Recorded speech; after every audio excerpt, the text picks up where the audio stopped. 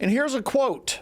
If the SPLC is truly concerned about stopping hate and violence, then it should drop the gun.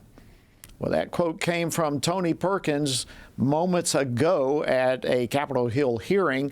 The House Judiciary Subcommittee held a hearing on the Southern Poverty Law Center's influence on federal civil rights policy, including claims that the group has targeted Christian and conservative Americans and literally tried to suppress their free speech and association rights.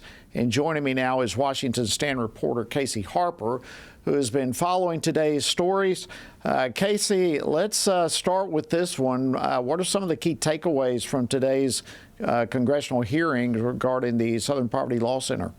Thanks, Jody. Well, lawmakers and witnesses examined the SPLC's influence on government, media, and schools, questioning whether its hate group lists unfairly target conservative and Christian organizations, which has long been an accusation. Now, Tony Perkins, a Family Research Counsel, told the committee that the SPLC's listings have fueled threats and even real-world violence. He pointed to the 2012 terrorist attack on FRC headquarters.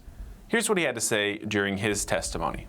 If we want a freer, safer, and more just society, we must reject the SPLC's practice of ideological blacklisting and ensure the government agencies, media outlets, corporations, and schools stop outsourcing moral judgment to an organization that has long abandoned neutrality and morality. Thank you.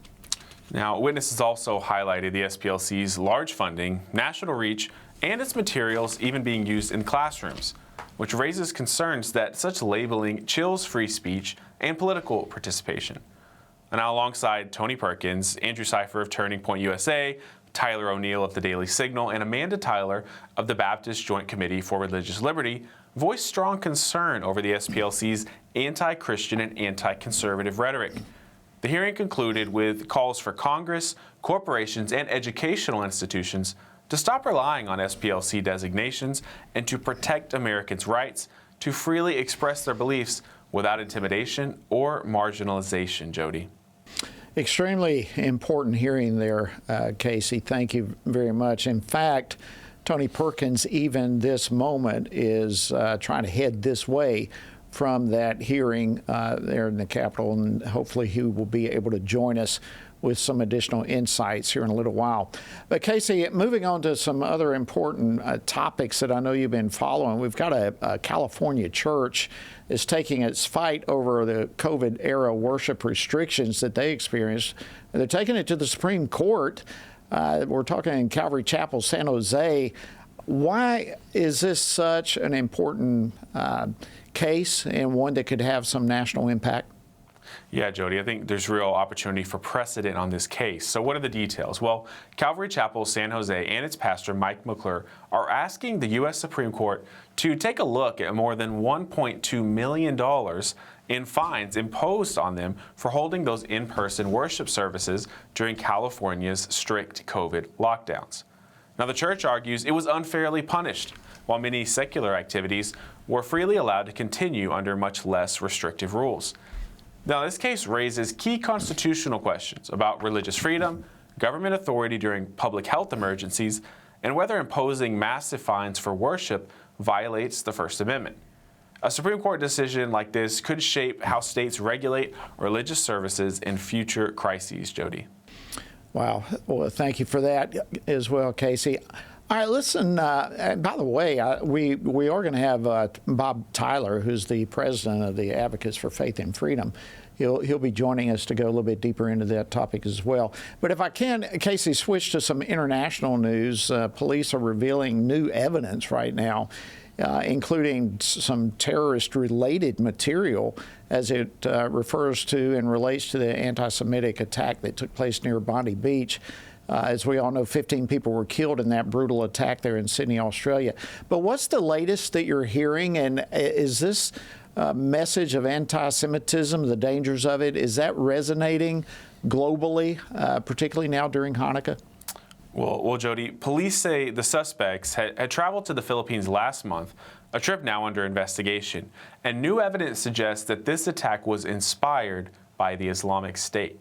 I also confirmed that the vehicle, which is registered to the younger male, contained IEDs, but I also confirm that it contained 2 homemade ISIS flags. We continue to work through the motive of this tragedy, and we'll continue to do so. And I think it's really important that our investigators continue to be given time to do that. Now, to your question, Jody, the new evidence reinforces that this was a targeted anti-Semitic terrorist attack on a Jewish holiday. Now, the violence has sparked global concerns, particularly in New York, where police visibly increased security at synagogues and Jewish sites amid fears of copycat or related threats during this holiday, Jody. Yeah, I mean, you got to anticipate the possibility of something like that happening. It just, it's incredible. Right. Well, if you don't see the anti-Semitism at this point with these attacks, I'm not sure that you're capable of seeing it. Yeah, I totally agree with you. Well, Casey, let me ask you this. If we can switch back to some domestic news. One of the big issues taking a lot of oxygen out of the room right now, of course, is this whole thing with health care, really health insurance. I know we've touched on it a little bit, but does it appear to you that some of the negotiations there are breaking down? You know, Jody, I think for all the negotiation, for all the hullabaloo, the government shutdown that was over these ACA subsidies, they still haven't been able to reach a deal. And they have that December 15th deadline. You know, these ACA subsidies are expiring, and millions of Americans are going to see their health care premiums rise next year. Now, I think it's important to note that some of the framing on this is not exactly fair, because people are characterizing it as if Americans will be forced to pay thousands and thousands of dollars more for their premiums. And, you know, some will maybe facing that, but they can also, if the price goes up on one product, you might shop elsewhere. So it's not as if, you know, Obamacare subsidies or that Obamacare is the only health insurance available to everyone. It's just been that these prices have been artificially lowered by taxpayers like you, Jody, and me, who have been keeping these premiums lower. And so when that expires, we're going to see these premiums raise. It's hitting the affordability crisis, and so far there's no deal. Well, Casey, thank you so much. You set the stage perfectly. Appreciate, as always, you keeping us abreast on these items.